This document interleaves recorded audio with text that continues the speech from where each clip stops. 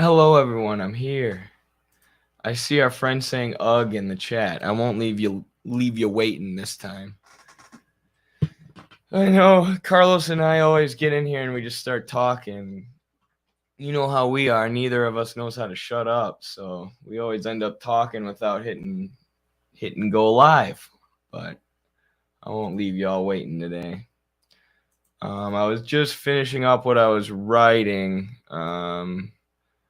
I gave Carlos a proposition. I wanted to do an article about neoclassical economics and how it's basically philosophical postmodernism, but applied to the field of economics, is how I view neoclassical econ.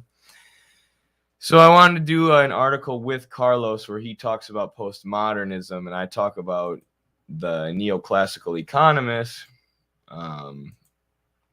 But I don't know. I've already written like 10 pages on my own just about the neoclassicals. So we'll see how that goes. I don't know what Carlos is going to be able to add, or if he's going to want to add anything. Or if we should just maybe I should just publish this paper about the neoclassicals, then have Carlos do one about postmodernism. I don't know. Hello, Willingly Nomadic. How are you? Hello, Jacob. Welcome back, my friend. Mises debunked dialectics. I was actually just writing about Mises in my neoclassical economics article. That's funny that someone would come in here and bring up Mises. Because going through his arguments again, I'm like this article isn't going to be like a scholarly peer-reviewed article, so there's going to be some more opinions and some more attitude in it, I guess you would say. So I was mocking Mises pretty hard for his ECP book. Blueberry onions. Hello, Eddie. Hello, blueberry onions. I've never had blueberry onions before. Sounds pretty good. Morning, comrades. Morning, Chris. Slava Stalina. Hi, everybody. Hello, Where Pilgrim. Everyone's favorite moderators in the building. We'll see when Cobra Commander gets here. R.I.P. George Habash. Hello. Tovarishi. Hello. Hello, unpasteurized milk. What do you think about Alberia? I don't know. I've never heard that name. He said Mises, not Mises. Oh, I thought it was a typo. Carhartt's on, baby. Hello, you communist. Hello. Mises. Yeah, maybe there's another thinker called Messies. Nope. All I get is Google Translate. Meses. That means months. Yo aprendo español. Es muy bien. No. Yo solo sé un poco español. No es bien. Pero aprendo más todos los días. How friendly is this response going to be? What response? Oh, to a second thought? Yeah, pretty friendly. Pretty friendly. I agreed with everything in his video, the one I want to respond to. But there were just tiny mistakes, just factual errors, and then some things that I want to say about that and why they matter. But overall, the video is great. If people watched JT of Second Thoughts video about human nature, hold on, let me share my screen. So we'll hop on that pretty quick today. I've been planning on doing this freaking forever, but I haven't gotten around to it. I love how when you search Second Thought on YouTube, one of the first things that comes up is Second Thought debunked. Like, that's one of the first things that came up on TikTok when you searched Eddie Liger, even just Eddie. It's like Eddie Liger debunked. Like, people things differently. Desperate to hold on to the propaganda when they see someone debunking it, like me or Second Thought.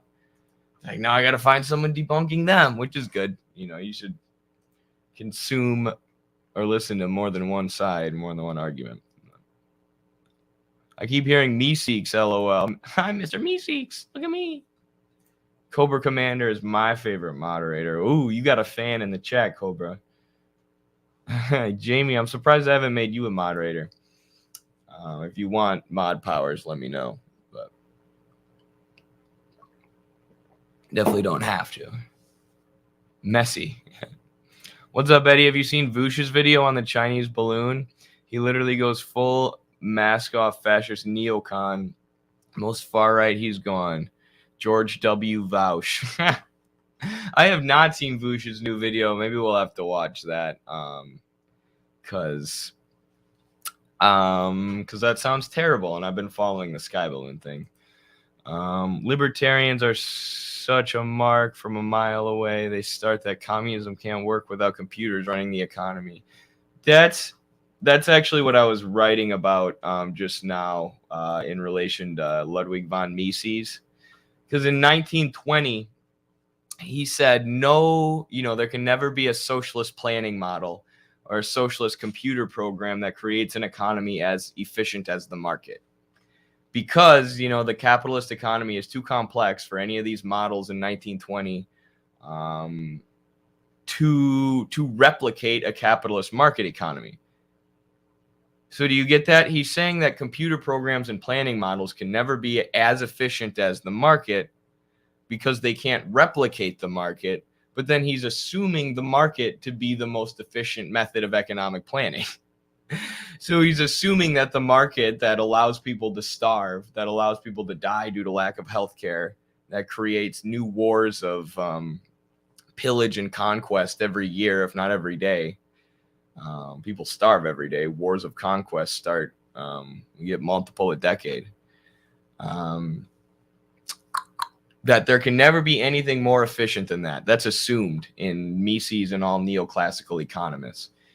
So when they talk about ECP, they just mean they don't think there's a method of, computer programming and economic planning, which there is now. Walmart, basically centrally plans their whole operation. They say that because they can't replicate the market, therefore we can never have socialism. Mises predicts that in 1920. Apparently he can see into the future too. We can never have socialism because no technology in 1920 can replicate the market. Well, the market isn't the most efficient. Why would we want to replicate the market in a lot of these industries anyways? As Chris says, you can't replicate the market? Good. Exactly. The market freaking sucks. Could you briefly explain the bourgeois views Ludwig von Mises and give recommendations from Marxist works dismissing Mises' dumb shit takes? Yeah, so that's what I'm writing about right now. I'm writing a debunk of that, and I'm writing something that explains what Mises' school of economics was and how he, even came about. But what you should watch is Paul Cockshott on the labor theory of value, and then Paul Cockshott's response to Alfred Marshall. So that's basically part 2. Labor theory of value 1 is basically part 1. There's Cockshott. So that's the one about labor theory of value.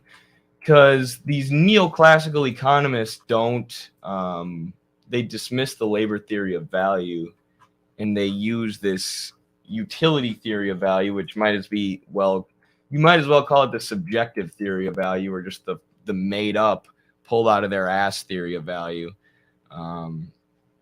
So because Marx took the classical economists like Smith and Ricardo and engaged with them on their merits and, said this is what they got right, this is what they got wrong, and systematically looked at their philosophical or economic systems or methods of analysis, he really brought classical political economy to its conclusion, right? So classical political economy, Smith and Ricardo and these guys were based on the labor theory of value. Marx didn't make up the labor theory of value. He took that from them and then used it and applied it better than they did.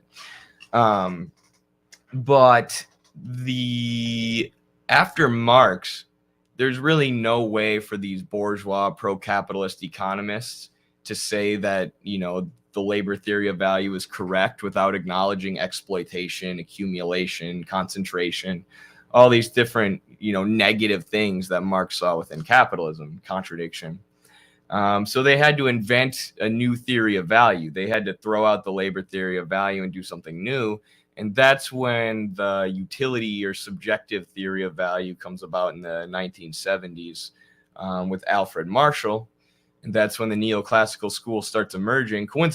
Not coincidentally, Marx publishes Capital in 1867, brings classical economy to a political economy to a close or to a conclusion.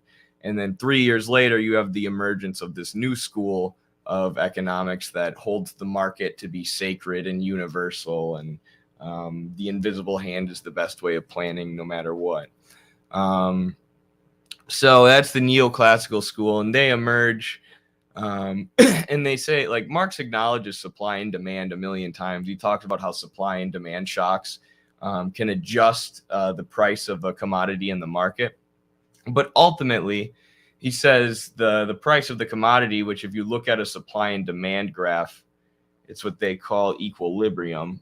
He says the price of a commodity is an imperfect way of expressing its value, meaning its labor value. So its price is always just going to fluctuate really closely around the amount of labor in it, the amount of labor value in it. You can measure labor in time, obviously.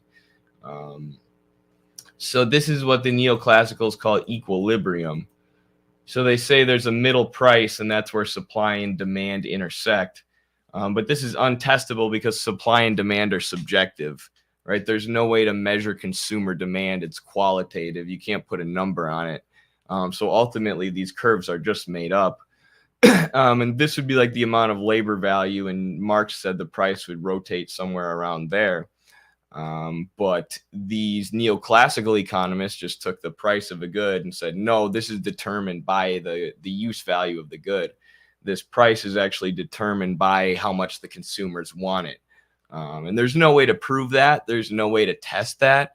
They just say it, right? They just say that the market always adjusts itself to what people want, and therefore it's the most efficient. When, like I said, there's no way to measure demand. And then the labor theory of value, which even Marxist economists like David Harvey say, needs to be thrown out, which is the effect of neoclassical economics on Marxist economics, which has been really negative and which Radhika Desai talks about in depth. But the labor theory of value, as Cockshot shows in that video I just sent you all in the chat, is testable. Right, you can take the amount of average labor time in every industry, and then you can look at the prices of commodities in those industries, and you can see if average labor time is correlated to the price of the commodities. And it is up to 94%, and the only place it's not are in industries where there's a monopoly, where the corporations are able to artificially jack up prices. So that's what I'm writing about right now. And that's why the neoclassical school is so terrible. And really, it's just like an extension of, sorry, I'm trying to do something on my other monitor. It's really just an extension or an application of postmodernist philosophy, right? This idea that there's no objective truth. There's nothing objective that we can all agree upon. Everything is just subjective. Truth is just, how you see things through your own individual experience. We don't hold experiences in common. Everything is unique to the individual. And it's like postmodernism, in my opinion, is like capitalism distilled into a philosophy, or like the highest development of capitalist philosophy, right? There is no objective truth. Everything is subjective. It's all about the individual. Right? If you as an individual feel like, it's moral to screw over everybody in your path so you can accumulate wealth, that's just your experience and no one else can understand it. And that's okay. And, there can be no systemic critique of the system because we can't hold things in common, right? So there can't be any form of universal class struggle, because the working class is too divided. We're too divided. We're into our own. We're all our unique own individuals, and we can't struggle together for anything or hold interests and goals in common. That's postmodernism, and postmodernist philosophy, this subjectivist philosophy, is neoclassical economics when applied to economics, when applied to analysis of the economy. It's like we can't agree on value. There's no objective value.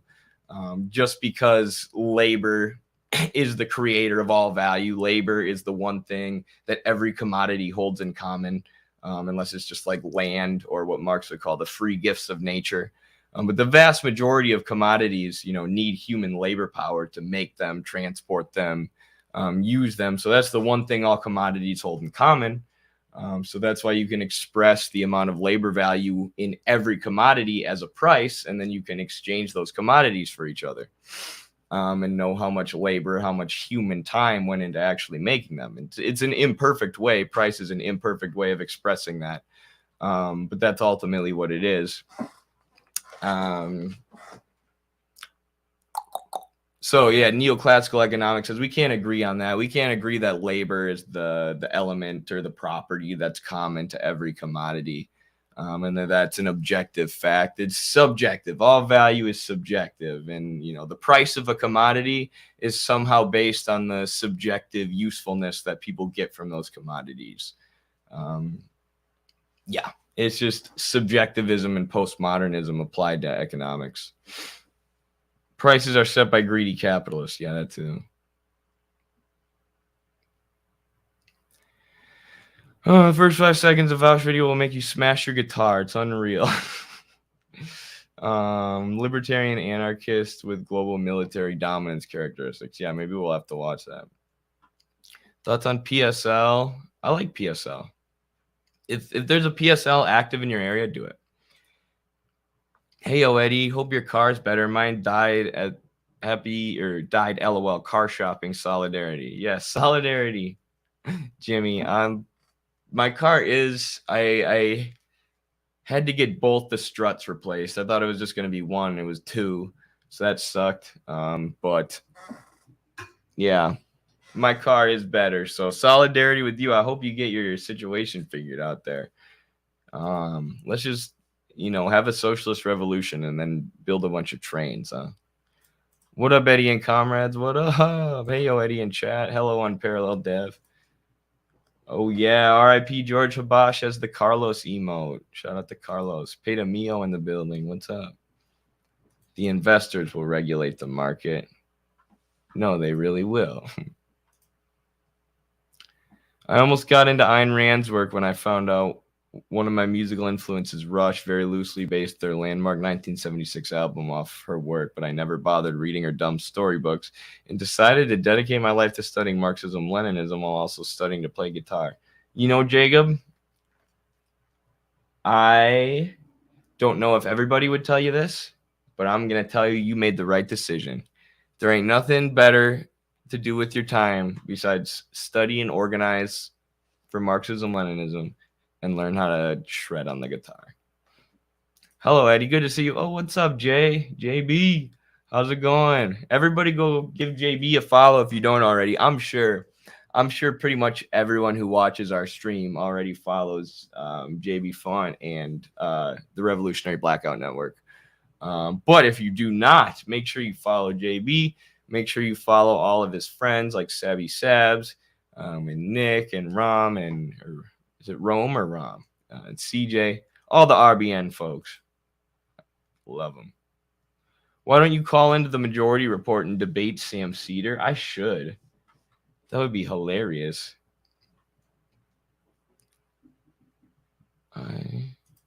I've got a boost promoting the Kung Fu. Oh, I gotta head out. Promoting the Kung Fu Club. Thanks for the postmodernism take. Very helpful. Love and solidarity. See you, Chris. Thank you. All right, I kind of want to get into the second thought video now. Make sure y'all like, share, comment on the stream. Yes, it's Rome, like the name of the city. Okay, good. I thought so.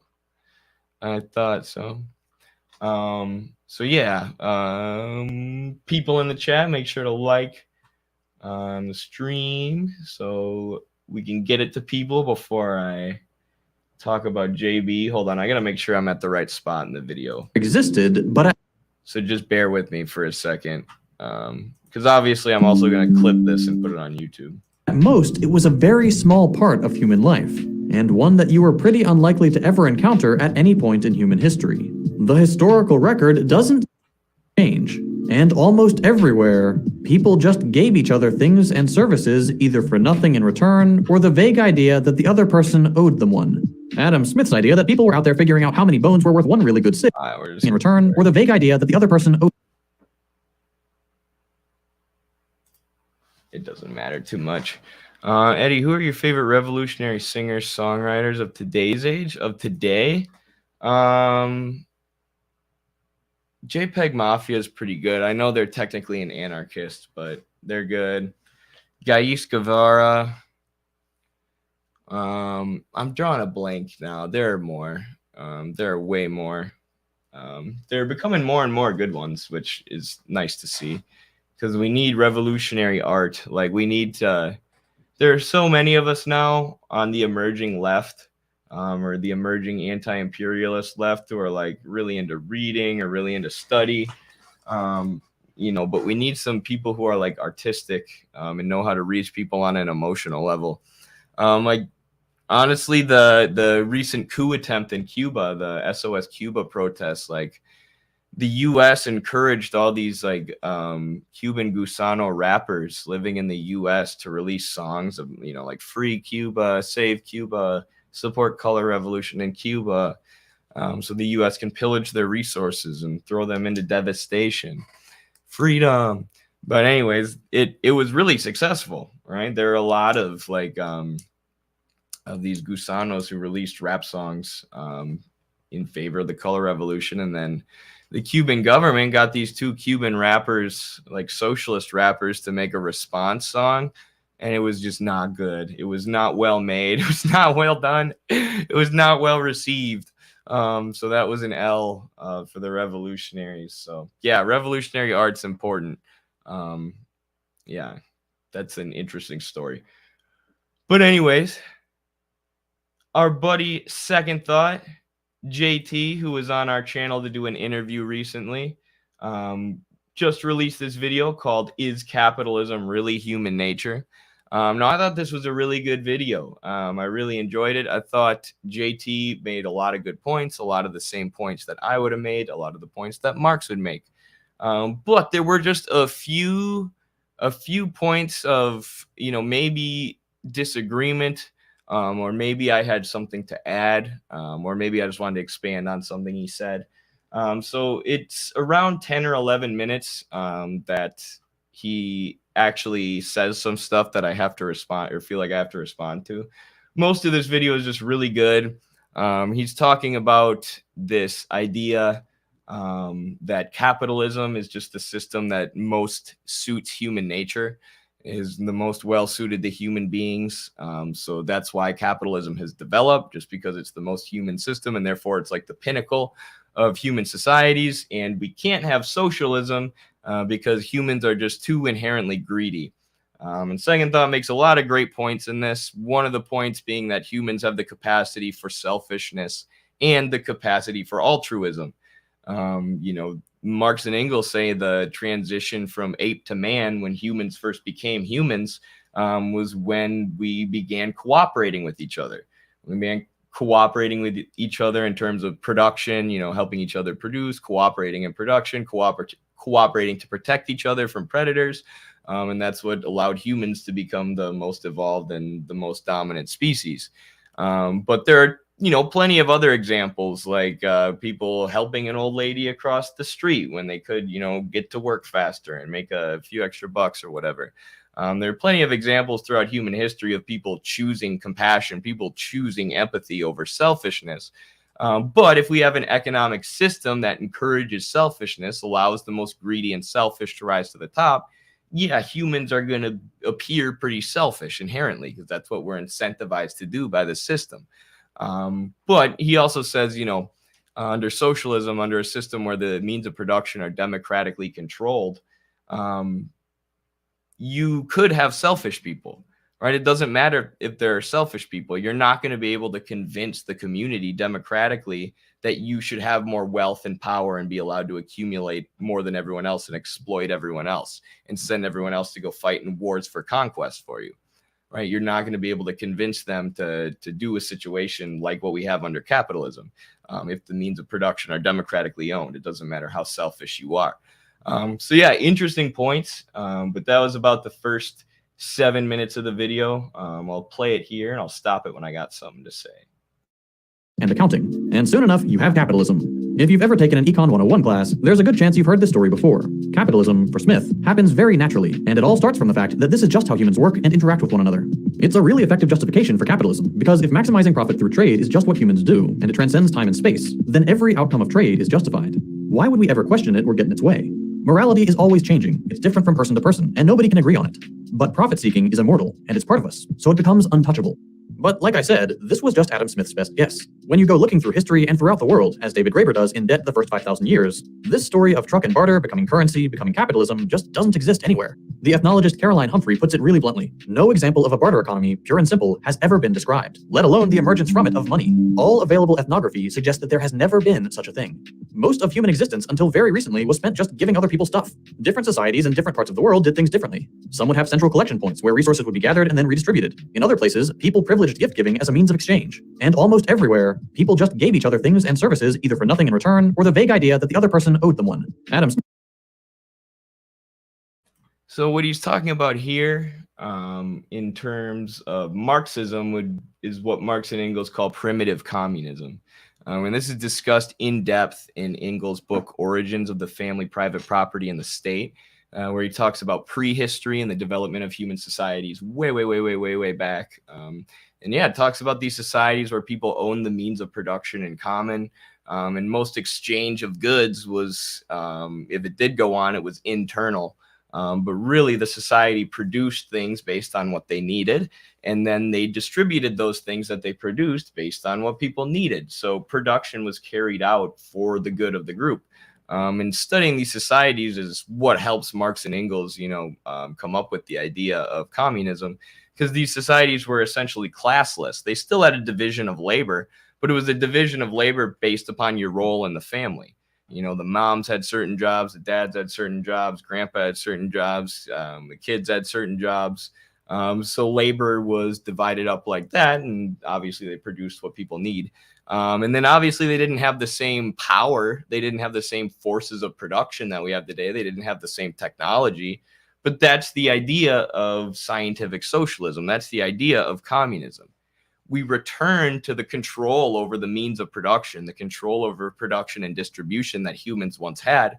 Only now we do it with this incredible technological and productive capacity. We do it with the productive capacity that's come about through years of development and under capitalism. And we use it to benefit everybody. So we have the classless society that produces and distributes based on its own needs. And based on, the internal needs of the group, but with the incredible technology and productive powers of today.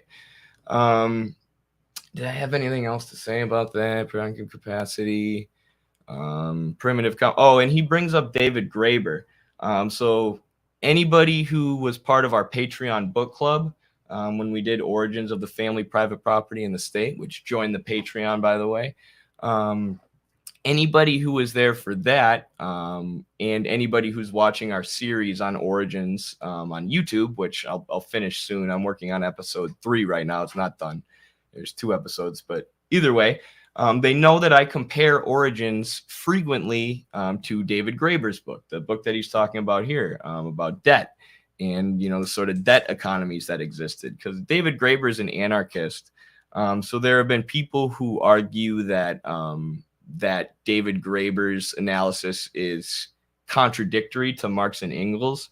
And people will say that David Graeber acknowledges that back in the day, during the time of, say, primitive communism, they had a sort of debt economy meaning like, I scratch your back, you scratch mine. That was how they exchanged goods and services. I'll go get you some berries, if you give me a piece of the meat from the deer that you hunted.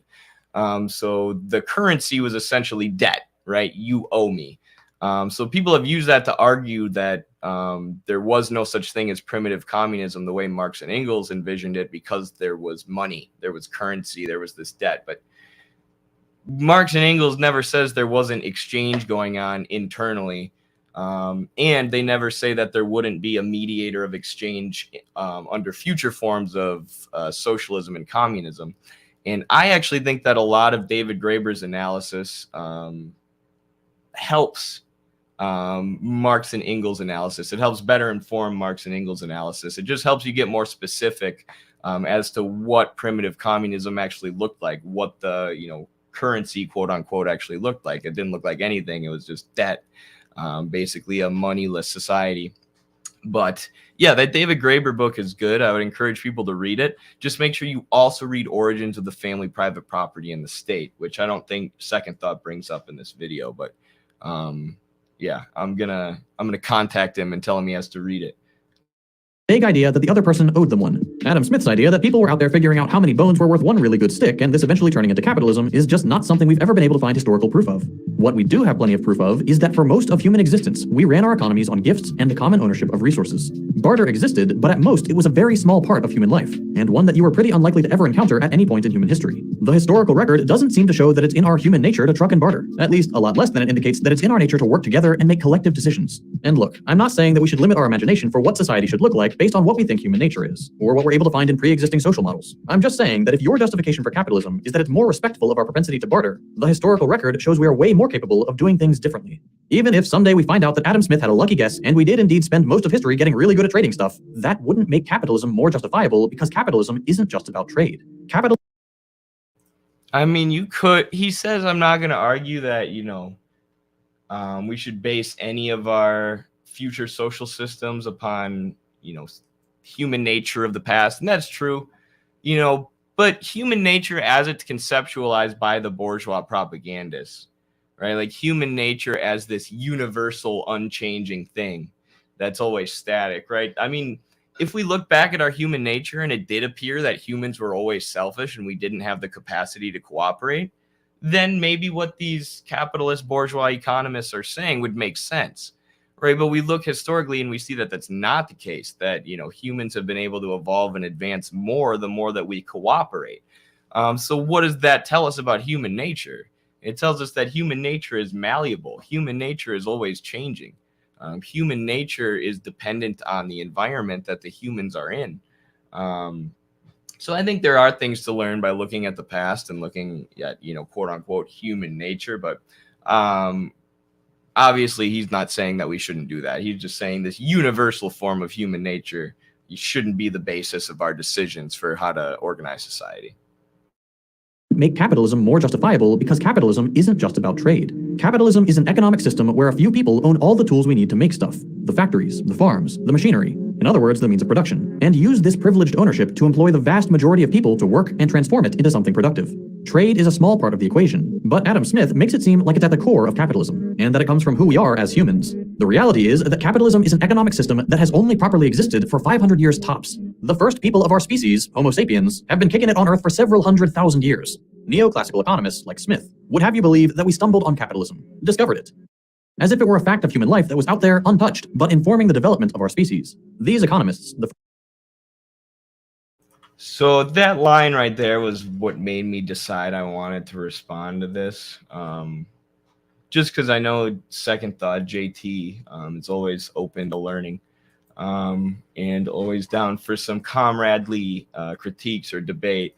But this might seem like a nitpick or a small point, but Adam Smith was not a neoclassical economist, like JT just said there. Adam Smith is what we would call a classical economist, which isn't obviously an easy mistake to make, but they're different schools of thought, and it matters for a few reasons. We were actually talking about the different economic schools of thought before I started watching this video, because I'm writing I'm writing an article right now with Carlos about the Neoclassical school and about why the classical school went away, but the Neoclassical school became so popularized at the end of the 19th century.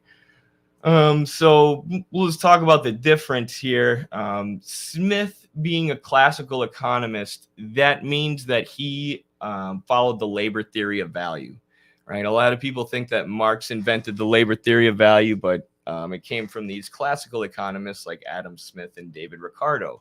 Now, the original idea of classical political economy, and this isn't to say that the classical economists always adhered to this, or they didn't make mistakes, but because they did make a lot of mistakes, but the original idea was to explain capitalism scientifically, meaning using the scientific method, using observation, experiments, data analyses to see how capitalism works in its motion, right? Not just stagnantly, not just statically, but how does capitalism operate? How does it change?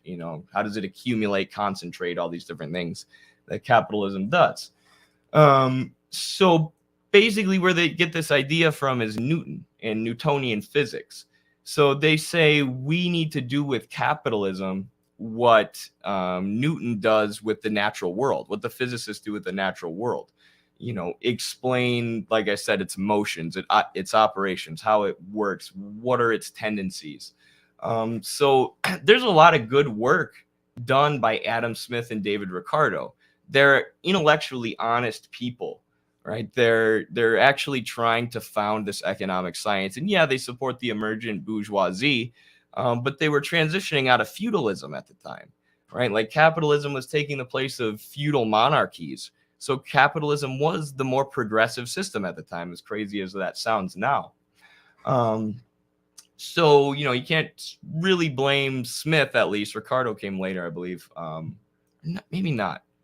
No, Ricardo might have come later. Either way, you can't totally blame them just for supporting capitalism. But either way, Marx took classical political economy way further than any of the political economists before him could. One, just because he studied philosophy and he was a really great thinker who basically read freaking everything that was available to him at the time. And studied economics and accounting textbooks and was just really thorough in his intellectual work. So that's one of the reasons Marx was able to take classical political economy further. But the other reason was capitalism had developed more, right? We had the Industrial Revolution was kind of coming to a close in Marx's day, and capitalism had fully taken hold as the dominant mode of production in Europe, and it was moving to become the dominant mode of production in the U.S., and it would by the end of Marx's life. So he got his analysis of capitalism could be a lot more thorough because you had all these accounting textbooks, right? You had all these methods that the capitalists were using themselves to measure value and how they circulated value, how they created profit. And, all that value, of course, stems from labor. That's how the value is produced. And Ricardo and Smith understood this. But then Marx looks at how this value circulates. How does it accumulate? How do the capitalists use it? How does value reproduce itself? That's a big theme in volume 2. So again, just takes the labor theory of value and classical political economy way farther than they could, basically taking it to its conclusion, right? Taking it, answering a lot of the questions that Smith and Ricardo were asking, systematically analyzing Smith and Ricardo, and not just saying where they were wrong, but pinpointing where they messed up in their analysis and why they were wrong. So he does this really systematic analysis of classical economy to the point where if you're going to accept the labor theory of value after Marx publishes Capital in 1867, you can't support capitalism, or you at least have to acknowledge that capitalism is based upon exploitation, which leads to accumulation, concentration, all these negative things that we associate with capitalism: wealth inequality, degradation of the masses, unemployment. These things are all products of capitalism. And if you are going to adhere to the labor theory of value, which economists had done for years and years before Marx, You have to admit that Marx's Capital was correct. There is exploitation at the core of our system. So what the neoclassicals do then, and remember, Marx publishes Capital in 1867, and then the neoclassical economists start coming to prominence in 1870. This new school, not the classical school, the neoclassical school. So this is why I say that the neoclassical school was a lot different than Adam Smith. Adam Smith was a real intellectual. Adam Smith discovered a lot of interesting and useful things that were helpful to Karl Marx. Adam Smith was trying to do what Newton did with the natural world, but for capitalism. The neoclassical economists are just bourgeois ideologues. They are nothing but mouthpieces for the ruling class, and the basis and the theoretical core of their system and of their method of analysis is so broken and hollow. It's really sad that it's even allowed to exist and that it has such prominence in academia. Like one of the things Radhika Desai talks about is that neoclassical economics has become the basis for all social sciences in the academy, right? So I'm studying healthcare administration, and there's this chapter in our textbook about healthcare economics, and it's neoclassical economics. It's this idea that the market is always the best, so you can't say, well, the market allows 40,000 people to die in America every year because they don't have access to basic health insurance. Well, neoclassical economics says the market is the best, so what can we do? Just shrug your shoulders and move on. And there's friction there between neoclassical economics and healthcare because there have been so many studies that say public healthcare systems have better outcomes and function better than private ones. But still, the basis of the economic analysis is neoclassical economics. And it's essentially a pseudoscience. There's, and this is something I studied not super intensely in college, but I took every economics course I could. And one of my professors was the head of the local GOP, big fan of Ayn Rand and Milton Friedman.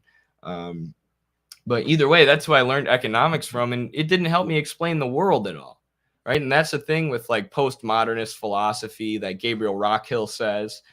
Same thing with neoclassical economics. These academic fields, these academic pursuits that are just pure expressions of the capitalist ruling class, just pure academic expressions of the bourgeoisie.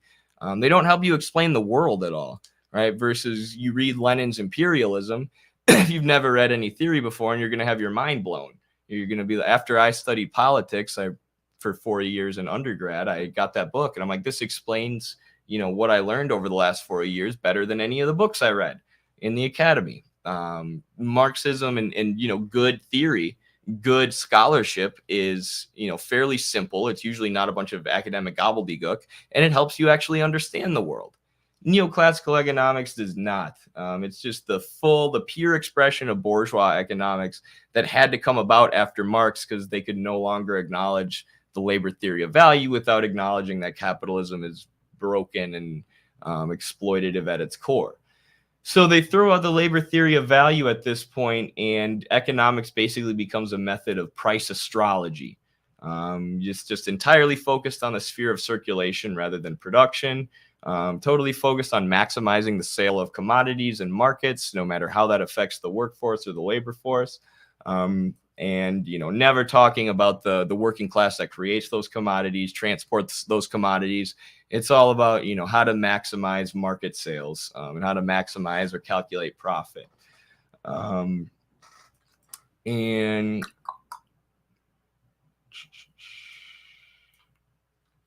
yeah, so a lot of the main thinkers of the neoclassical school are Alfred Marshall or Hayek or Ludwig von Mises, Milton Friedman.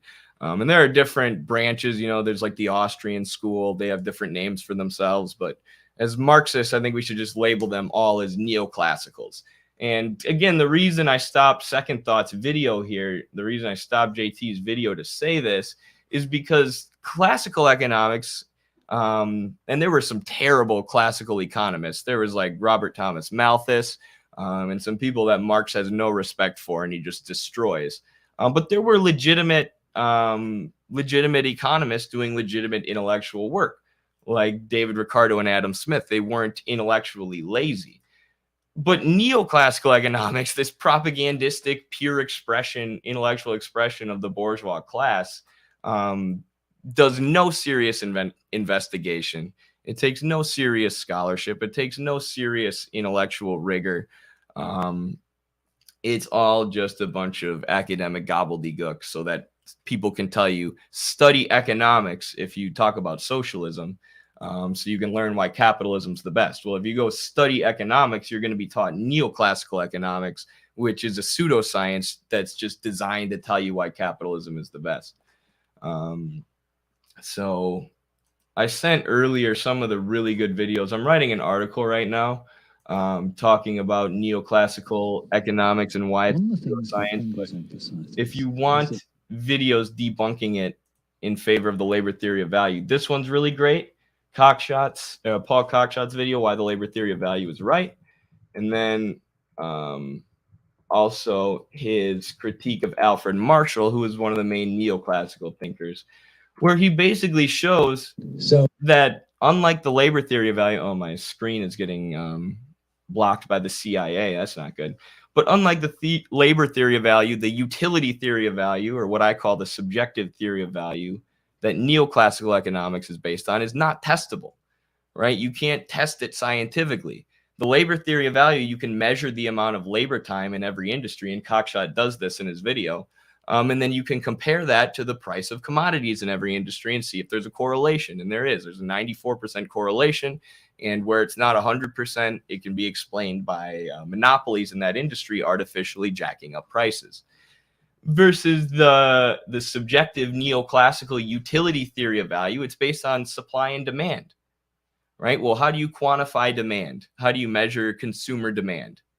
You can't. It's qualitative. So then how can you graph it? You can't, which means it's not testable. They're just taking the price of a commodity, putting it on a graph, and then drawing two curves through it and saying, these are the supply and demand curves. These are what determine the price.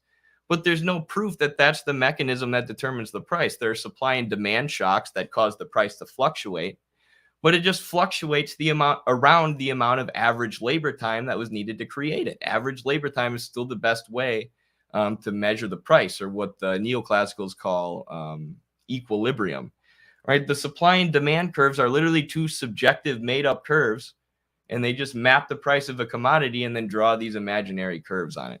So that's neoclassical economics. It's absolute garbage. I'm writing a whole article on it right now. It's right now like 8 or 9 pages if you want to get more in depth on that, or just watch Cockshot's videos. His are probably better than mine. But yeah, Adam Smith, not a neoclassical. Adam Smith was a classical. And Marx brought classical economics to its conclusion, essentially. Neoclassical economics stepped in so that the bourgeoisie could still justify capitalism somehow. First capitalist theorists set out to do for economics what physicists had achieved around the same time: discover a natural property of the world. But this project is impossible, because we made capitalism up. It's the product of a specific historical context.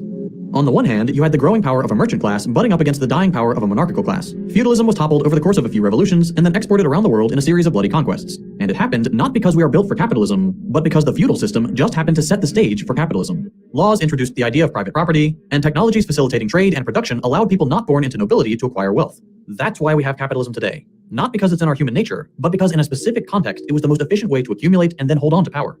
The idea that it was part of our human nature only came after.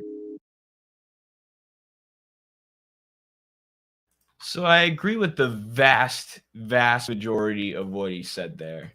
You know, it's not in our human nature. There were economic developments that allowed capitalism to come about. Feudalism set the stage for capitalism. And then he mentions briefly that feudalism allowed people who weren't nobility eventually to start accumulating more wealth, or advancements in technology and production. I think he should emphasize that point more, you know, because that was the key point in the development of capitalism, was the fact that these people who were in charge of the guilds, the manufacturing guilds, where they had apprentices and journeymen making commodities, essentially. They were commodities. And then you have the rise of merchants, the merchant class. So as production advances, as transportation technology advances and productive technology advances, these manufacturing guilds can make more and more and more. And the people who are at the top of the guilds, the guild masters, start to turn into capitalists. And then the merchant class is able to make more and more and more. And there's more and more merchants because there's more and more commerce. So in that way, it was sort of like a natural development of markets. Right. You need to acknowledge that feudalism was there and that feudalism set the stage for capitalism. But ultimately, we didn't invent capitalism. We didn't make capitalism up. Right. We made up the justifications for capitalism. But capitalism arose because of class struggle. And because of advancements and revolutions in technology within feudalism, another very specific mode of production. So I think his explanation was honestly pretty good. There were just a few things he said. Like one of them was that we made capitalism up. And then the other one is he said trade isn't at the center of the capitalist mode of production. Like Smith says, I mean, exploitation, right? The creation of value and then the sale of that value, or I mean, the paying of workers less value than what they actually create. Exploitation. That's what's really at the core of capitalism. But like I just explained with the development of markets and the emergence of the bourgeois class under feudalism, the emergence of these manufacturing capitalists or guild owners, at the same time as the emergence of these merchants who would then become the capitalists, the bankers and the ruling class of capitalism, that did kind of come about because of developments in the means of transportation and developments in communication and developments in the ability to produce commodities, which kind of is the development of trade, right? I mean, the merchants literally were just agents of circulation, agents of trade, and who would move around what was produced by the commodity producers that would eventually become the large-scale manufacturing factories during the Industrial Revolution. So, you know, it was kind of I guess what I'm trying to say is it was less of a development that we made up. And I know JT understands this, and this is basically what he's saying. But it was not something we made up and more something that came about because of revolutions in the means of production and increased commerce, increased trade, and increased markets. So when Adam Smith says trade is at the center of the capitalist mode of production, I do think he's right, actually, on that point. I do think that the capitalist mode of production is based on, like I said, exploitation, but then markets. Capitalism is the most highly developed form of commodity production, right? So like I said, there were commodities being produced at these guilds under feudalism, and then they were being sold in markets by the merchants, but it was still a feudal mode of production. The feudal ruling class was still the ruling class. There was still a monarchy. They still had lords and peasants. Once commodity production becomes the main method of production, you know, once the peasants have their land expropriated and they have to move into the cities en masse looking for industrial jobs, once the bourgeois class leads the peasants and overthrows the monarchs, like during the French Revolution, then capitalism is enacted, but that only comes about with the development of commodity production, like I said. The development of commerce and the development of humans' productive powers, their ability to produce commodities, is what allows the guild masters and the merchants to become a more powerful class than the feudal lords. So it's through the development of trade, through the development of commerce, and through the development of production that allows this new economic class to come about. So that's why capitalism is the highest form, the most highly developed form of commodity production. It's the development of commodity production itself that allows the new ruling class to emerge and overthrow the feudal class. It's what gives them the power, the economic power to overthrow the feudal class, because the monarchs and the feudal lords still had political power, right? But that doesn't matter because the capitalists, through the development of commerce and production, became the dominant economic class, which is real, tangible power. And eventually they were able to overthrow the bourgeoisie. Similarly, in America, the northern capitalist industrialists were one of the main classes in the Civil War that overthrew the plantation oligarchy in the South and turned America to a capitalist mode of production.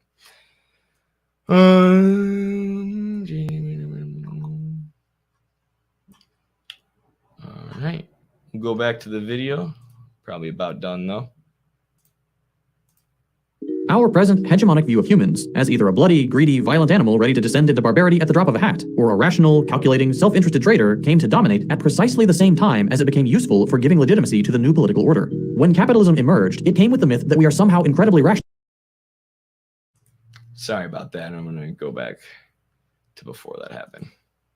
Violent animal ready to descend into barbarity at the drop of a hat, or a rational, calculating, self-interested trader came to dominate at precisely the same time as it became useful for giving legitimacy to the new political order. When capitalism emerged, it came with the myth that we are somehow incredibly rational in the context of a market, owing to our supposed predisposition to trade, but incredibly irrational and prone to violence in all other social matters. The natural solutions seemed to fit with the existing society: an economy organized by a market coupled with a powerful state to keep the order, and the capitalist class at the head of the factory to keep us in line. So it stuck. It was endlessly reproduced as an incontrovertible truth, and like the divine right of kings, became the myth that holds the justification for capitalism together. But it doesn't take much to see how contradictory this view of humanity is. It assumes that. So this is really interesting. He compares the idea that the market is always the most rational way to do things, always the most rational method for distributing and producing goods and services, to the divine right of kings. And it absolutely is. It's absolutely the same thing, right? We just have to rely on this. It's a dogma. It's not based on any facts. It's not based on any evidence. It's not based on any empirical proof, just like it wasn't based on empirical proof that, you know, we need to follow this inbred family who's put in charge of us because they're the king and they're the queen. You know, it's just something that the king and the queen said in order to hang on to their economic and political power. It's the same thing with this idea that markets are rational and the markets are more efficient, and we have to dogmatically worship the market no matter how many senseless wars it creates or how many people it causes to starve or die because they don't have health care. It's the same thing. But like I was saying with my rant about the neoclassicals, both before we started watching this video and during, and with the new article Carlos and I are writing about the neoclassical economic school and postmodernism, that's the basis of their intellectual theory. That's the basis of their economic framework, right? And this is something that's not just accepted in academia, but like Radhika Desai says, in Western academia, neoclassical economics is like the basis for every field. Like I said, I'm in healthcare administration. We learn neoclassical economics is like a chapter. It's like a piece of our curriculum. We learn this theory, this economic theory, based on the idea that markets are inherently rational and they're the best and they're the pinnacle. So we can't ever question the market, which is insane that it's such a pervasive idea that it's come to dominate the academy, the place, you know, where there's supposed to be intellectual rigor, where new ideas are supposed to be discussed and debated, you know, and we're supposed to throw out the outdated and you know, ideas that have been proven wrong.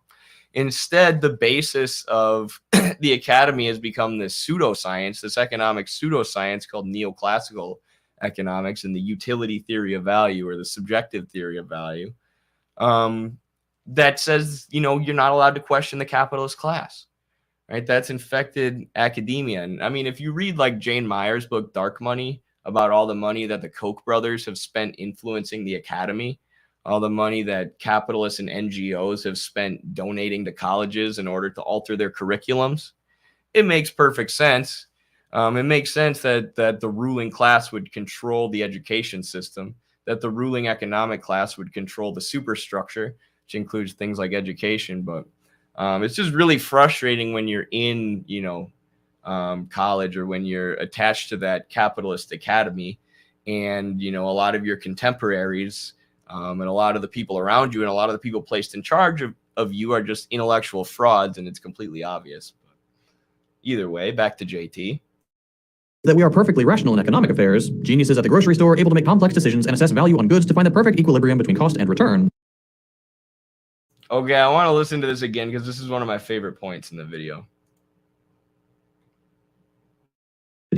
It assumes that we are perfectly rational in economic affairs, geniuses at the grocery store able to make complex decisions and assess value on goods to find the perfect equilibrium between cost and return, but irrational idiots the second we have to make decisions about anything else, especially in the halls of government or academia.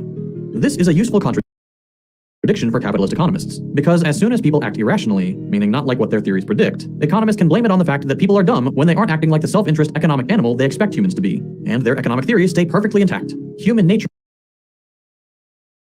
Oh my gosh, that's so true. That's so true. The market always decides what's best. All right, the market is the only way we can do things because humans are perfectly rational when they're consuming, when they're buying the stuff that capitalists sell them. But if you want to have a planned economy, planned by humans based on human needs, no. Or you want to have the government do something to help humans, no. Humans are completely irrational and evil and prone to dictatorship. And if we try and give people health care, eventually Stalin's going to be eating everybody's food. But when it comes to market transactions and, going to every time I go to the gas station down the street and I buy a chocolate bar for like $4, that is a rational economic decision because it matches up with the market and it helps to decide consumer demand.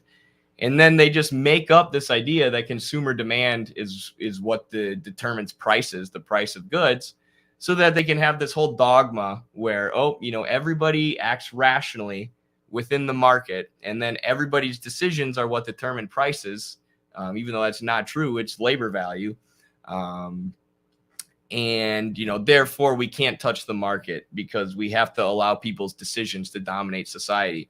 When in reality, capitalism isn't based on anyone's decisions. You think anybody wanted to have the 2008 financial crisis? You think anybody wanted to, kill millions of people in Iraq, other than those who were trying to lie the public into it?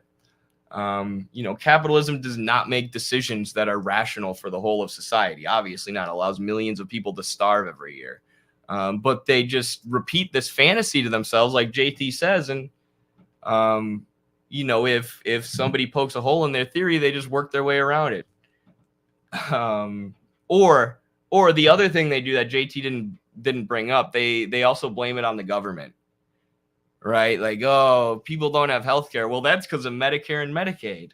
Like, well, Medicare and Medicaid are the most, well approved, like the most well liked forms of healthcare payment in the country. Right? They're the only public forms of healthcare that we have, or healthcare payment that we have, and they're more well liked than the private ones. And I don't even know what argument people make to explain around that. But what they'll say is, well, the private ones would work better, but Medicare and Medicaid are driving the prices up, even though it's the opposite. Or they would work better, but they have to pay taxes for Medicare and Medicaid. Just these ridiculous arguments where it's somehow always the government's fault. And then the government under capitalism is a dictatorship of capital, right? It's not designed to work for you. It's designed to screw you over and help funnel wealth and labor value to the ruling class. So then when that government doesn't do anything for workers, the neoclassicals say, see, the government doesn't work. We got to get rid of the government. But then, for some reason, they're always okay with the government writing another check for the military, or the government bailing out the big banks after a crisis. They're always cool with the government doing stuff for them. But then, any inefficiencies with the market, that's actually somehow the government's fault. I don't know. Just trust me, bro. That's neoclassical economics in a nutshell. Just trust me, bro. Is a safety valve for capitalist economics, a heuristic that can be used to model a society that just happens to benefit capitalists and simultaneously can find a justification when the model fails to explain reality. And at this point in the video, I want to bring us back to socialism. A lot of the misconception about the impact of human nature on socialism comes from the fact that socialism is often poorly defined. Socialism, when we talk about human nature, is often viewed as a society where everything is the same as it is right now, except that people share. That is not what socialism is. And it's easy to see how one greedy, selfish, or cruel person could completely ruin it if socialism depended on people being nice and the honor system. But in reality, socialism, at the economic level, isn't about sharing. It's a society where if everybody needs something, it's owned collectively, and we all get to decide how it's distributed. The means of production are held in common and subject to democratic control. Instead of individual business owners making decisions about production to serve their self-interest and submitting them to the market for review, and so be it if some people get none and others get almost everything, under socialism, the things that affect all of us are decided by all of us. This can take many forms. For example, banks could fund business projects on the basis of a democratic mandate, instead of venture capitalists and for-profit banks calling the shots. Businesses could be run by the people who work there, and who either elect their boss or make strategic decisions by vote, instead of your boss just being some random guy with money. Your town could hold meetings where people point out what's missing and devise ways to fill the gaps, instead of waiting around and hoping someone will find a way to solve the problem in a profitable way. Trade wouldn't disappear, but profit would. You can be as selfish as you want in this context, but good luck convincing everyone else to prioritize your needs at the expense of everyone else's. Without the power to withhold something from someone else because you're the sole owner, what you'll find is that these systems reward those who collaborate. That is such a good point, too. He makes so many good points that are just like, sometimes we forget to make them as Marxists because we're so into the reading and we get so into the weeds of this stuff. We want to make the most complex arguments or points. At least people in academia are like intellectuals. But JT just speaks to the masses, I feel like. He makes these wonderful points like that. Like, yeah, you can be selfish under socialism. Good luck convincing everybody to let you hoard the resources and let you hoard the wealth and exploit all of them in order to get any of the resources and the wealth that you're hoarding, which is how capitalism works. If the means of production are democratically owned, nobody's going to let you do that, right? Cooperation is going to be encouraged. And that's such a good point, and definitely not one that I would have thought to make. So excellent video there from JT. I mostly just wanted to hit on the part about where he said Adam Smith is neoclassical. I mostly just wanted to explain that misconception so I could talk about classical economics versus neoclassical economics, because a lot of the stuff that he talked about here applies to neoclassical economics, right? A lot of these ideas about human nature and about how capitalism came about and about the infallibility of the market. A lot of that stems from neoclassical economists who just look at capitalism as universal and look at it in isolation. They don't see it as a product of history, because if capitalism has an origin, that implies that it has an end. And the neoclassical economists can't do that because they have a religion, not a science. So they just completely ignore history. But that's not true of the classical economists, right? The classical economists were necessary for Marx in order to figure a lot of stuff out. No Adam Smith and no David Ricardo. I don't know. Marx might have still been Marx, but it would have been more difficult for him.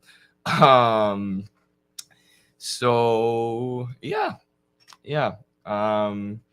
Classical versus neoclassical econ, but great video. I also want to talk about the David Graeber book because he brings that up, and I've talked a lot about David Graeber before in the past. I had one other thing to say, but now it's slipping my mind. So a little comradely critique action. Sometimes I've been going back and rewatching my videos recently on YouTube, which I don't always do.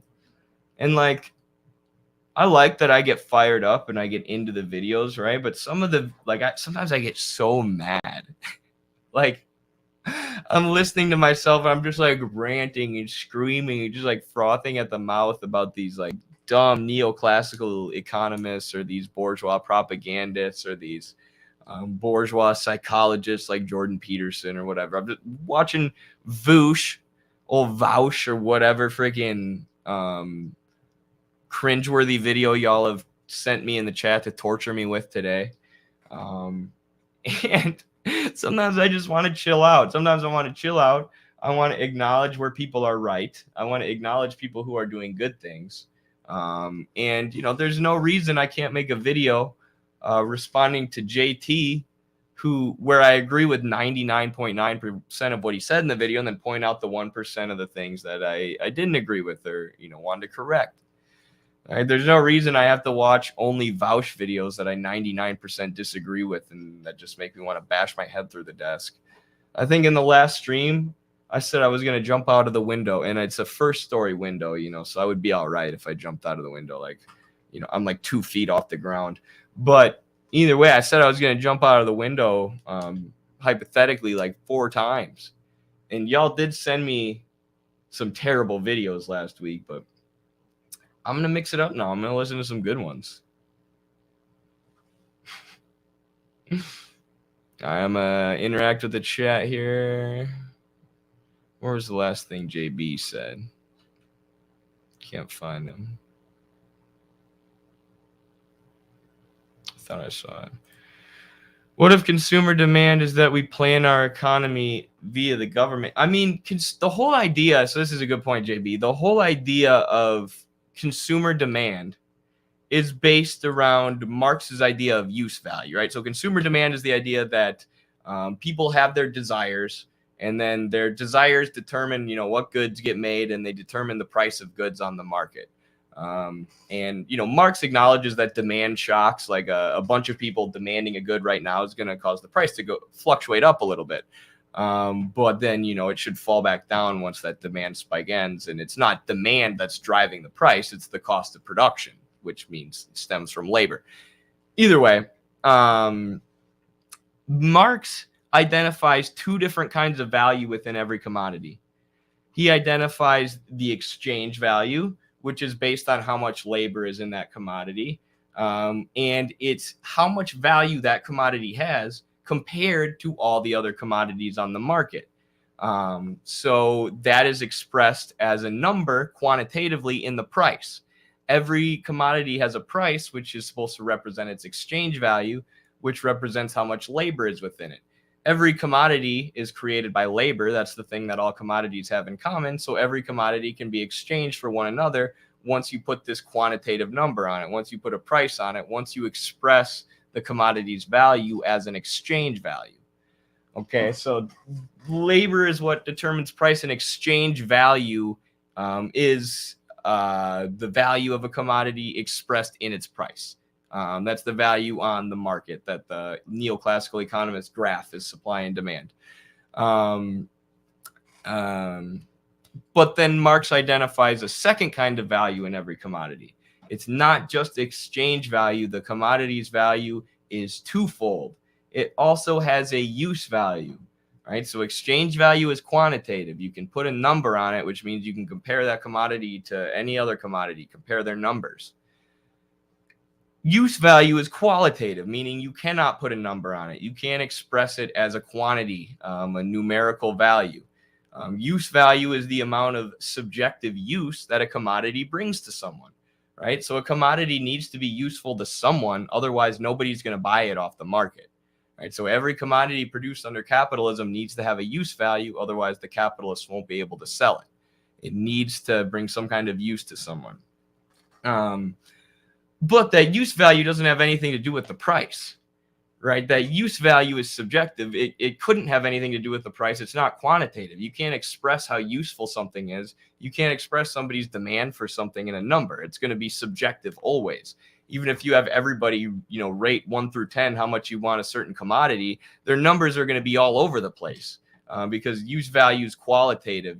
There's no set amount of demand, which shows you how, pseudo-scientific and how ridiculous the supply and demand curve theory is, how pseudo-scientific neoclassical economics in general is. But what they're doing is taking the commodity's use value and saying people's consumer demand for the use value is what determines price. Right? And that's why the market is the best. But that's not what determines price. There's nothing to prove that that's what determines price, and you can't test it. Right? It's untestable. You can't say, well, I'm going to take the price of this good and compare it to the amount of consumer demand and see how close they are. So then we can know if consumer demand really is determining price. You can't do that because you can't express consumer demand as a number. The use value is qualitative, not quantitative. You can say, I'm going to measure the amount of labor time in this industry versus the price of commodities in this industry. And that's what Paul Cockshott does and finds a 94% correlation. But you can't test the supply and demand theory because it's pseudoscientific because it was just made up to serve capital. In a socialist economy, it would actually be based on, quote unquote, consumer demand. What are the needs of society? What use values does society need? We're not worried about the production of exchange values. We have to, because we have to worry about the amount of labor that we have in totality and how we manage that labor. But ultimately, we shouldn't be producing exchange values to try and produce as much surplus value for an individual as we can. We should be trying to produce use values based on what society needs to allow society to flourish. How do you measure those use values and calculate how to make them?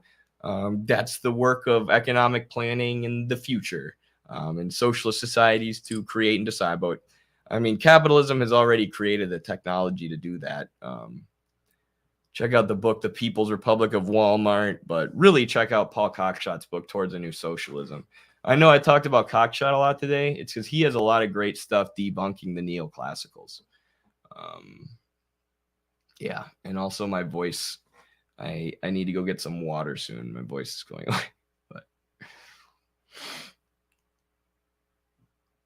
so my gold-plated toilet seat doesn't function better than a normal one? No. It actually just took a bunch of child labor to create your golden toilet seat, and that's why it's so expensive. I need to study this more because I'm a little slow at understanding. Thank you for explaining. I'm going to understand this more as I learn. Absolutely, JB, and you are not slow. I am nerding out right now. I'm going full nerd and trying to distill what I've learned over the last 8 years into, bite-sized form so y'all can understand. Like, it'd be impossible to grasp. I don't fully grasp it.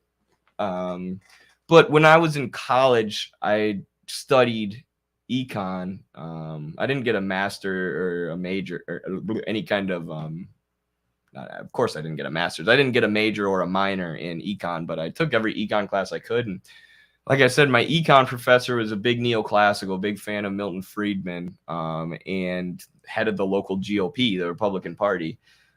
So like it became my mission for a while to figure out what neoclassical economics was, how smart people could believe this ridiculous stuff, why there was this idea that socialism's always failed. I was like on a mission to figure it out for a long time.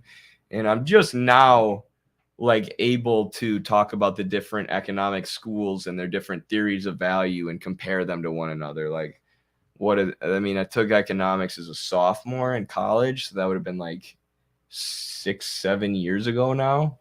So it's taken me 6-7 years to even get to this point. Like it's complicated stuff. It's really complicated, and it's not everybody's job to know this stuff. But like you said, you'll learn way, way, way, way more the more that you study and the more that you go. And then Vijay Prashad says like capital is like a shield against bourgeois economics, and I've noticed that's true. Like anytime someone responds to me with an argument about economics, I'm like, oh, that's an argument that Marx responded to in Capital somewhere. It's just like ding. It's really weird how it works. Sartre has that argument where he says like every argument against Marx is just a reformulation of some argument that Marx has already defeated. That's not 100% true, but in terms of economics, it's largely true. Like Marx really systematically went through economics as it existed in his era and tried to answer every question he could. So when people come up with these silly arguments against socialism or in favor of capitalism or about the market, it usually dings a bell in my head. I'm like, oh yeah, Marx talked about that here. But it takes a while to get through Capital too, especially to get through it the second time, and the third and fourth and fifth time when you actually understand it. Love Full Nerd with Eddie Weddy. Thank you, Thug Destroyer. I'm glad y'all let me go full nerd today.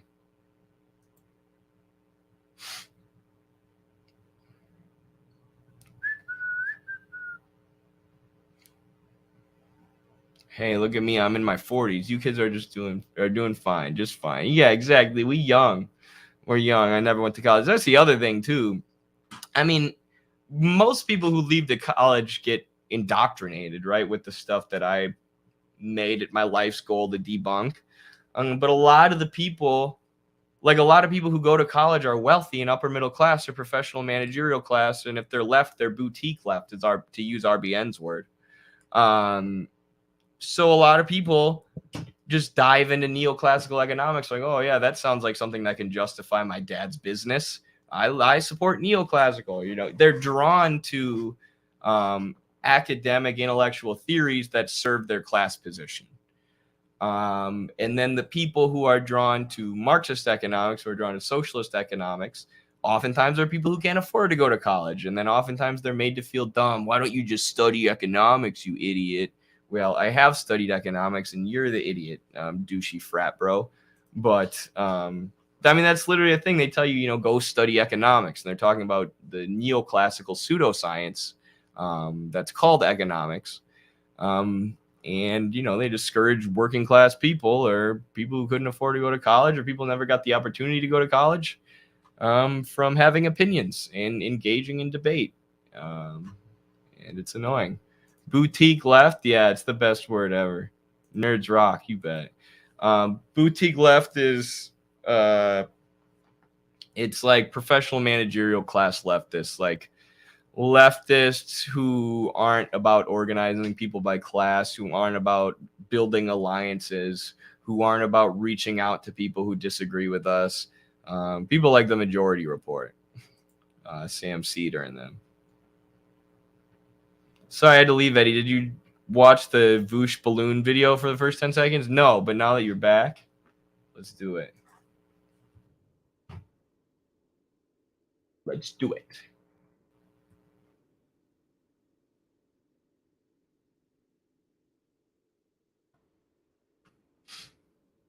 China balloon obliterated. Thanks, Joe Biden. Oh, I saw that. Okay. All right. Comrade, I saw the thumbnail for this and I almost clicked on it and I said, you know what? Not today. I'm not going to watch this today.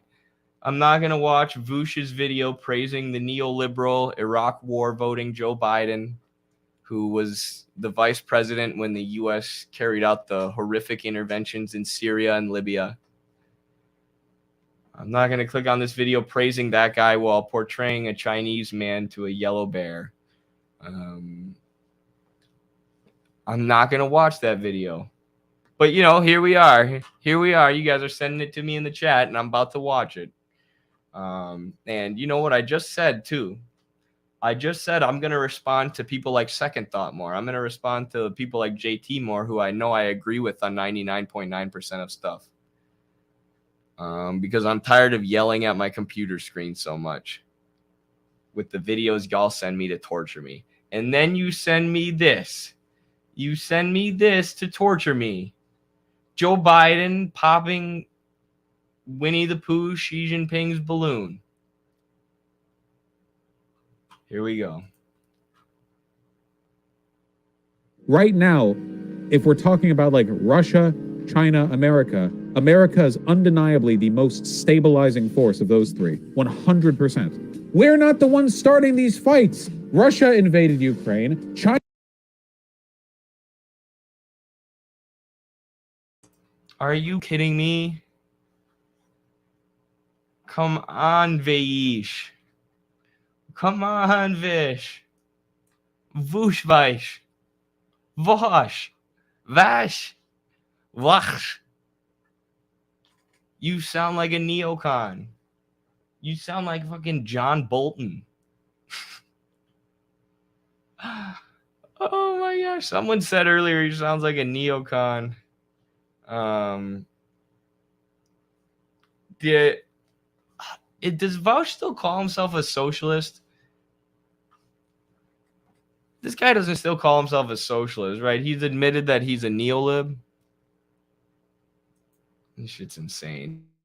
Right now, if we're talking about like Russia, China, America, America is undeniably the most stabilizing force of those three, 100%. We're not the ones starting these fights. Russia invaded Ukraine. China's threatening to invade Taiwan. We're not threatening to invade China. We're not threatening to invade Russia. We would never invade either of those because they're both nuclear powers. That'd be insane. We haven't threatened to do it either. We have far-right populist like political leaders who have screamed about it, but the actual likelihood of the United States making any real effort to invade China is nothing. It's zero. There's no chance. Do I even need to respond to this stuff? You guys really need me to explain how the U.S. has threatened Russia and China? There was a NATO summit like 2 years ago where they said Russia and China are their #1 targets going forward. Look, here's the U.S. military bases surrounding China. Oh, yeah, how are we threatening them? You know, the chances that we do anything towards them are extremely low. Like, we're already sanctioning them. Like, we're openly threatening them. We had Nancy Pelosi go visit Taiwan. They're surrounded with our military bases. And, like, we haven't even attacked them as much as we've attacked Russia. And then he's like, China attacked Taiwan. Taiwan's part of China. Taiwan's part of China. There's only like 3% of people in Taiwan who want to leave China. There's some tiny, small percentage of separatists. Most of the people who want, you know, hashtag free Tibet or free Taiwan or whatever are people who left the country and are living in the U.S. Right, but Vowsh gets to decide what happens with Taiwan. And then, I mean, like, don't even get me started with we didn't attack Russia or we didn't get involved in Ukraine. Dog, Angela Merkel, the former leader of Germany, one of the main NATO states, sending tanks and stuff to Ukraine right now, one of the countries leading the proxy war against Russia, literally said the U.S. was never, ever, ever, ever, ever going to follow Minsk. Even if there was a peace agreement between Russia and Ukraine signed in 2014, Angela Merkel said NATO was going to use it as an opportunity to build up Ukraine's military to eventually attack Russia. And you're going to get on your YouTube show and talk about how the U.S. has never done anything aggressive towards Russia. Like, dude, you're further right than the imperialists themselves. You're more of a liar than the actual leaders of NATO. You're more pro-NATO than NATO. I can't do it. Who said I can't do Ian today? I can't either. I'm not watching any more of that. Sorry. I watched the first 10 seconds like you wanted. Friend who sent that video with a name I cannot pronounce.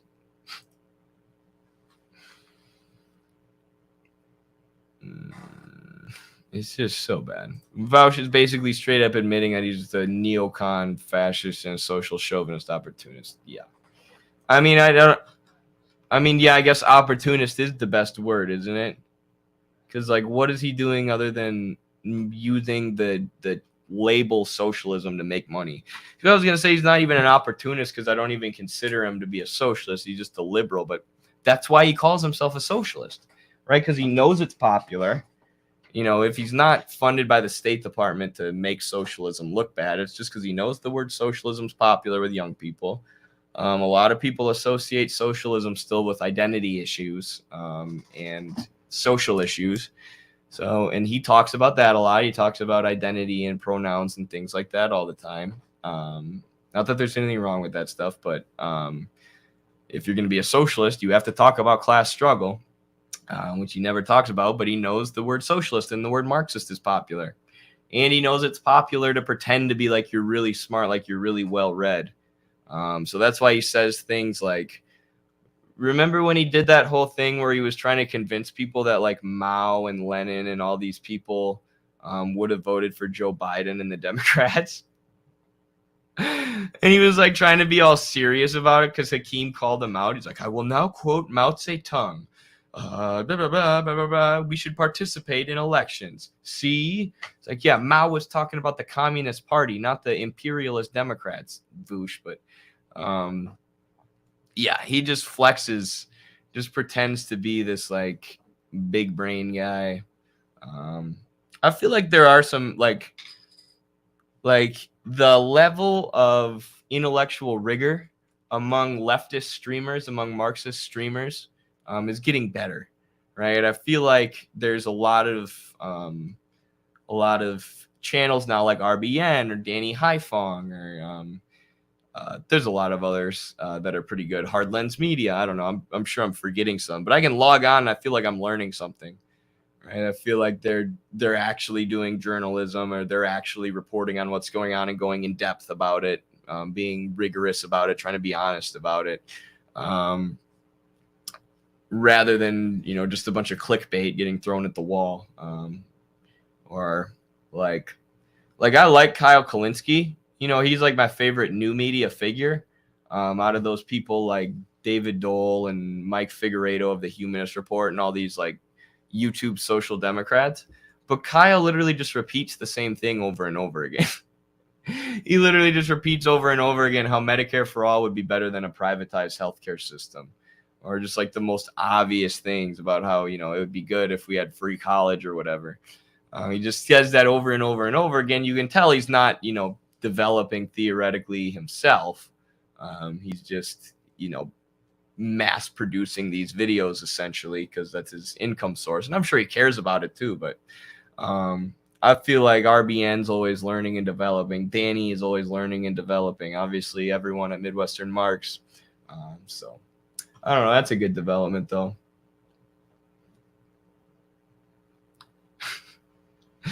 I want to put that comment you just said, Cobra Commander, on the screen, but I'm not going to because I don't want to get banned.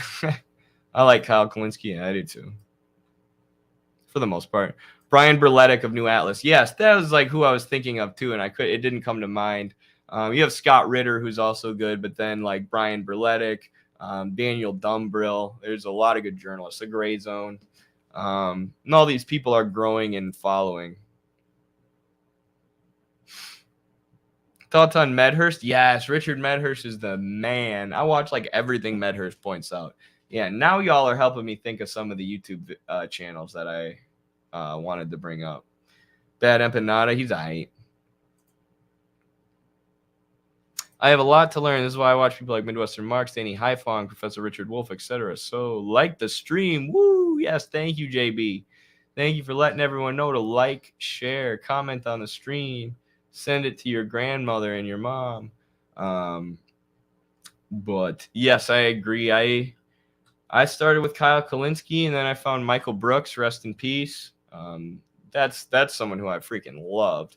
But found Michael Brooks, then moved on shortly after that to Richard Wolff, then started reading.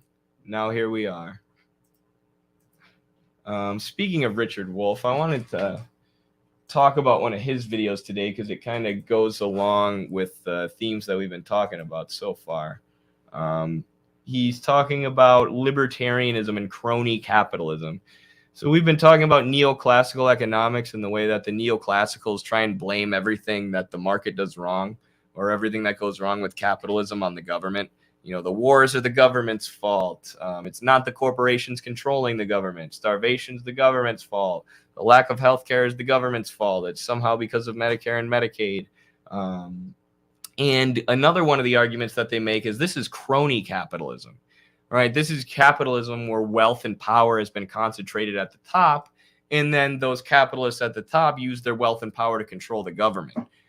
So that's not real competition or real capitalism. Real capitalism's competitive and based on free markets, even though capitalist competition leads to monopoly. So let's see what Richard Wolff says. After I answer the super chat, thank you so much, Joker, for the $5 super chat. Really appreciate you supporting our project. What happened to TikTok's strike system and the removal of your account? Yeah, TikTok let us appeal once. This is I'm talking about our 7th account here. So they banned 6 of our accounts. Occasionally they would let us appeal and it would always get put back up if we appealed. But then eventually they would take our accounts down and not give us the option to appeal. So that's what happened recently. It got taken down. I appealed. They pretty quickly put it back up. Then it got taken down again, but there was no option to appeal it. And TikTok didn't even explain what community guidelines we actually violated. So whatever. Now I don't have to go on TikTok that much, though. This is Richard Wolff from Democracy at Work with another Wolff Responds. Here we are 3 weeks before the election, and I want to talk to you about libertarianism, about the idea of crony capitalism.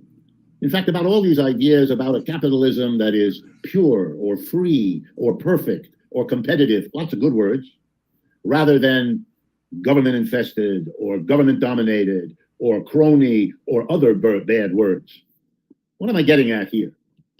I think there is a tendency for the people who want desperately to hold on to the capitalist system to find a way of justifying it, of excusing all the things that are wrong with it, by finding a scapegoat in the government. That's right. If there's things going on in the beloved capitalism that we don't like, extreme inequality, instability of the business cycle, immense power concentrated in a handful of firms, domination of the government by those firms, by capitalists donating the money that keeps the political parties functioning and that allows the candidates to buy the TV time needed to win major elections. If all of those and many more ugly dimensions of modern capitalism are bothering you, say the libertarians, say the critics of crony capitalism, it's because the beauty of capitalism has been sullied. The perfection of capitalism has been marred. and it's the government that does that. There's a debate with like the head of the U.S. Libertarian Party, and I think he's talking to, it's like him versus Caleb Maupin, I think. And Maupin's like, okay, so what is perfect capitalism? What is free competition? The guy's like, he says the American West, like the old West. Like, so what, we're all just supposed to be a bunch of homesteaders and like farmers? Like, you don't think technology is going to advance and you're going to have the formation of like these steel cartels, like the Rockefeller family? You know, you don't think there's going to be huge advancements in industry, and whatever capitalist is on top of that industry, whatever capitalist owns that industry, is going to make insane amounts of money and explode when the market for that commodity explodes. And when, you know, we have the technology to transport things hundreds of miles really fast. Like, of course, commerce is going to lead to the creation of a society that looks nothing like the American West, right? The advancement of the productive forces and of, you know, humans' productive capacity of technology is going to do that on its own.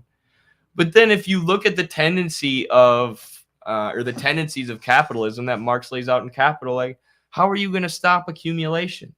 How are you going to stop accumulation? There's always going to be surplus value produced under capitalism, under a system of wage labor. And the capitalists are always going to take that surplus value and accumulate.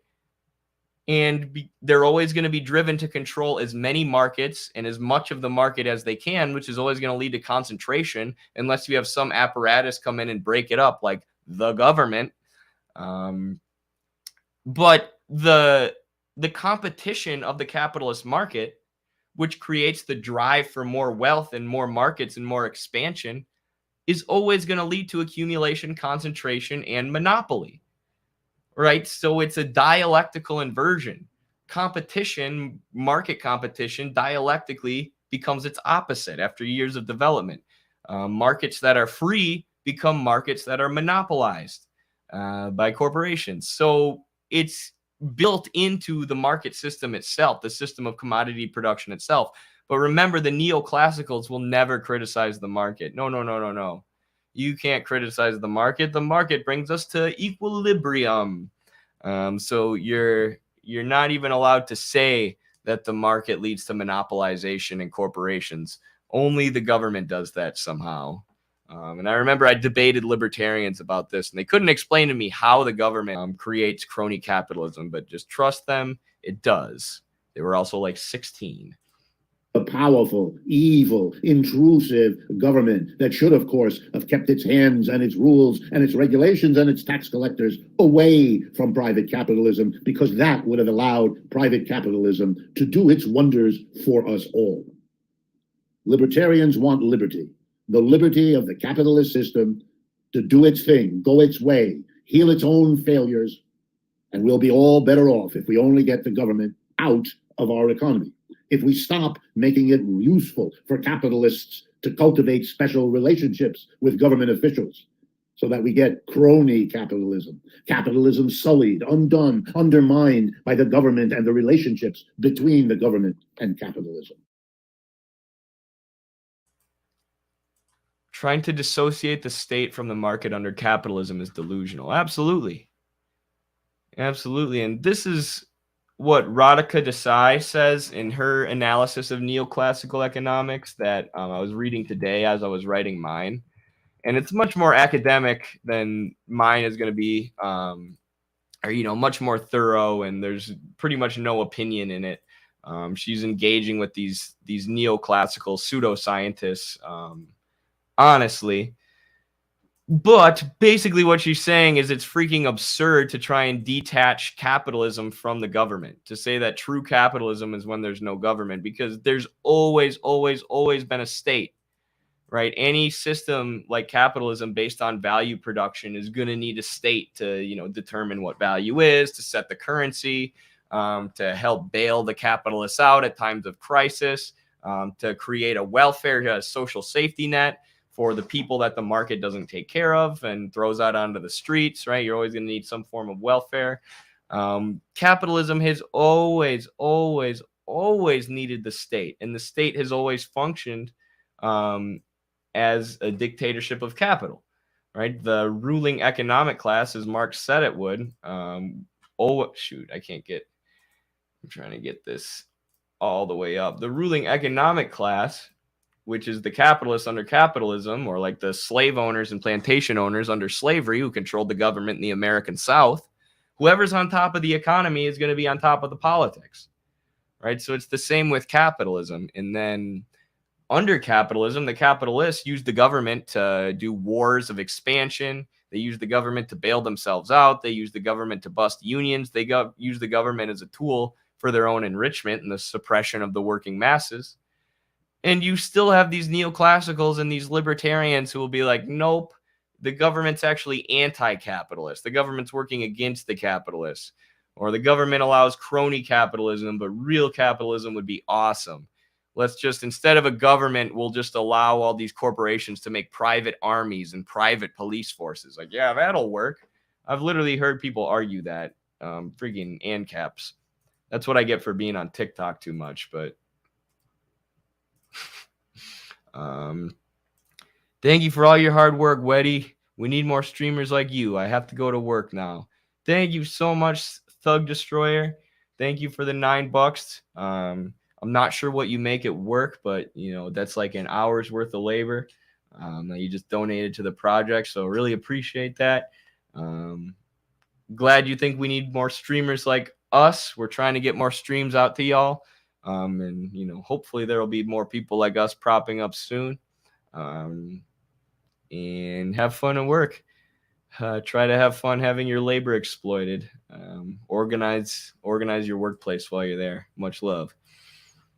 Private armies. That's what they say. They're like, we'll just have privately regulated armies and military. It's like, well, one, that's basically what the U.S. government is. Like, what do you think Blackwater and these private security firms are that go and fight in the Middle East for the U.S.?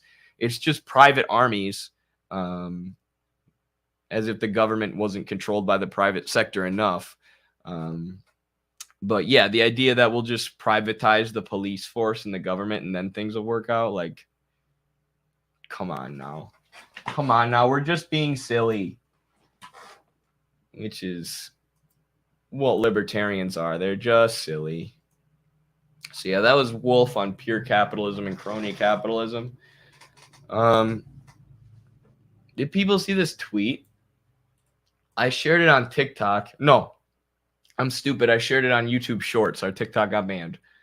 Oh shoot, did David Harvey or did Jordan Peterson delete his tweet? David Harvey tweeted, Marx praised free time for all as the true measure of how far we have advanced or progressed towards socialism. Oh, shoot. Jordan Peterson responded, and it was so dumb, obviously.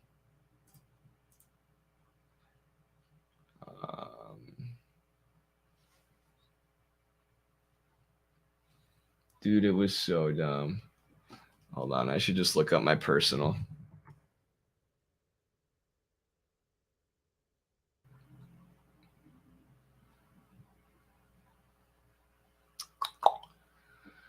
This tweet went super viral, didn't it? This tweet, this got like 3,000 likes. I'll have to read that one after this. Where is this Peterson tweet? Here it is. Oh, good. A Marxist in academia. 100 million plus corpses. Not enough for you, buddy. Like, David Harvey's just like, you know, the more we progress towards free time and the more that the automation of production frees humans rather than throwing humans into unemployment, is a measure of how far we've progressed towards socialism. You know, we should give humans more free time. And then Jordan Peterson's like, no, 100 million will die. Like, imagine if Jordan Peterson had to defend everybody who capitalism has killed every time he says Western society is the best. Because that's his big thing, right? Western society is the pinnacle. We cannot possibly do any better than this, that neoclassical idea, even though he's a psychologist. Which, like I said, neoclassical economics underpins every social science in the academy. It's really sad. It's like broadly accepted. It's terrible. But either way, imagine if he had to defend all the deaths of capitalist imperialism. Oh, you're a capitalist in academia, huh? Is 2 million dead in Iraq not enough for you? Is 2 million dying of starvation every year not enough for you, Jordan Peterson, sitting in academia all comfortable? And why are you talking about economics? You're not an economist, you're a psychologist. Study economics, dipweed. Like, let's just start using all of the just dumbass capitalist bourgeois talking points against them. Why don't you study economics? You're a psychologist. You can't talk about this stuff. Don't you know how many people capitalism's killed? And what's hilarious is he's citing the Black Book of Communism, which even the authors said that it was not a scholarly work. It was terribly done. And there was one of the authors was obsessed with hitting this 100 million number, right? He was trying to like do anything he could to tally 100 million deaths. But Jordan Peterson, the greatest public intellectual of our time, doesn't have the intellectual honesty or rigor to look into the Black Book of Communism. He just cites it because it's so lazy. They're just so lazy. They fall back on the laziest arguments because they're lazy people who do lazy scholarship, who are lazy intellectuals. That is what these bourgeois ideologues like Jordan Peterson are. And it's frustrating for anybody who's in academia actually trying to figure stuff out and approach truth in the world. So here's that tweet that blew up. When I told my mom I was a communist, she got me this book about women imprisoned by Mao during the Cultural Revolution. I read it with an open mind, but quickly realized it was a comically stereotypical example of the people who have fled socialism. The author was a Shell Oil executive who complains about the revolution taking her domestic servants away and describes her opulent home in China as an oasis of comfort and elegance in the midst of the city's drabness, aka an oasis of wealth in a desert of poverty. The author was formerly married to a foreign affairs official from the nationalist Chiang Kai-shek regime that fought against the Chinese communists with U.S. backing in the Chinese Civil War. She was also educated in the London School of Economics, a hub for Western finance capital where regime change agents can be trained.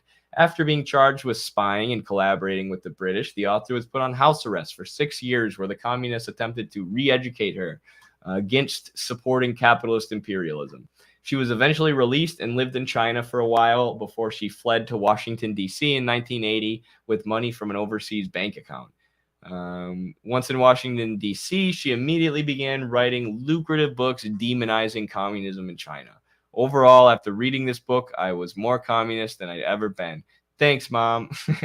That was just a joke. My mom knows I'm a communist, and she had this class in college where they just freaking it was a class on China, and they basically just said Mao is evil and Mao killed 1 million people and talked about Mao and the Cultural Revolution the whole time. Without ever mentioning that the first 10, imagine my shock when my mom had told me this my whole life. And then I learned that the first 10 years of China after the revolution were the fastest increase in life expectancy ever seen in human history. And I thought this guy Mao was just eating people and eating their puppies for fun.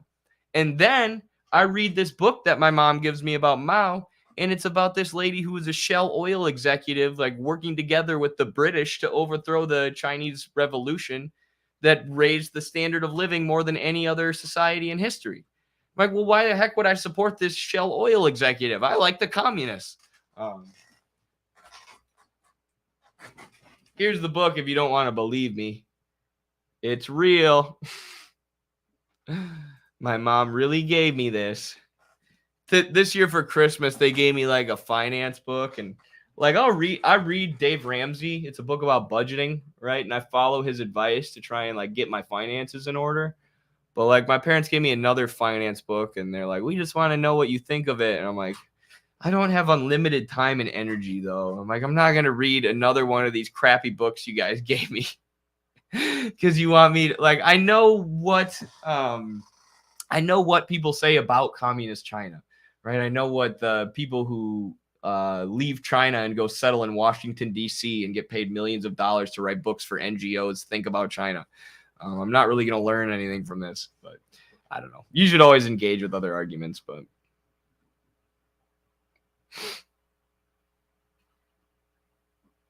All right, y'all. I think I've worked through most of what I want to work through today, except for this video about MMA, but I'll cover that next time. I'm running out of steam here, running out of energy. I'm going to go hang out with my girlfriend because I haven't seen her all weekend because I've been busy doing stuff, writing this article. Thank you for hanging out. Thank you to all the mods, Ware Pilgrim, Peta Mio, Cobra Commander. Thank you to JB for hanging out. And I imagine all the viewers we had today was probably because JB shared the stream. So I really appreciate that. Appreciate anyone else who shared the stream. Look forward to the article I'm co-authoring with Carlos soon. If you want to get more in depth about neoclassical economics and the stuff we were talking about today and how it stems from postmodernist philosophy or subjectivist theory, that's coming soon. Here's all in so many pages. Woo. Base and superstructure. So yeah, this is what I was doing all day. That is coming soon. Gonna be writing more articles and doing more YouTube now, hopefully. Taking a sabbatical from TikTok after getting banned for the 7th time. I just don't have it in me to make another account right now, nor do I think it's probably worth it. And I want to spend more time reading, writing, talking to y'all on stream, creating well thought out video content for you all. So that's the plan for now. Very sad to hear that your parents are so lived up, even you can't get through to them. No, my parents aren't. They're socialists now. No, I got through to them. Don't worry. My mom gave me that book like 3 years ago. So yeah, no worries. Solidarity with my parents. I should have made that clear. I just feel like I talk about my parents all the time. They're the ones who got me into socialism. My dad was a teacher in Wisconsin when the Scott Walker busted up the teachers unions, and they brought me to the strikes on the Capitol. And that's what like got me into it. So, great to hear. Nice. Yeah, that's a good way to end the show. All right. Solidarity, everyone. Much love. Thanks for hanging out. No war but the class war.